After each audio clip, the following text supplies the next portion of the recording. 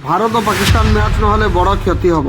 February 15 कोलंबोरे खेल भारत विपक्ष टी20 विश्वकप मैच को रविवार पाकिस्तान सरकार बर्जन करने निष्पत्ति समस्त को चकित कर जदि यह निष्पत्ति पाकिस्तान अटल रहे तेबे बड़ धरणर क्षति हेब। आईसीसी प्राय 25 कोटी अमेरिकीय डॉलर अर्थात भारतीय मुद्रा प्राय 2200 कोटी अधिक टंका राजस्व पाय आकलन करथिला। जदि टी20 विश्वकप यह ब्लॉकबस्टर मैच खेल तेबे यह समस्त अंशीदारों उपरे व्यापक क्षति पहुंचाइब। एही दुई चिर प्रतिद्वंदी पड़ोशी देश बहुराष्ट्रीय प्रतियोगितार खेलुथिले बेले द्विपाक्षिक श्रृंखलार दूरे रहुछंती। एमानक मैच वाणिज्यिक भाव एते शक्तिशाली जे आईसीसी लाभवान हेबा आशारे विश्वस्तरीय प्रतियोगितार उभय दल को गोटे ग्रुप रे रखुछि। जदि एही निष्पत्ति पाकिस्तान अटल रहे तेबे बड़ धरणर क्षति हेब। विशेषकर आईसीसी और भारत प्रसारण अधिकारी जियो स्टार बेसी क्षति सहिबाकू पड़िबो। आईसीसी सह जियो स्टार 300 कोटी टंकार चुक्ति करिछि। एहाकू नै मूलचाल हेबार संभावना देखा जाइछि। प्रसारणकारी विज्ञापन प्राय 200 रु 250 कोटी टंका क्षति होबार संभावना देखा जाइछि।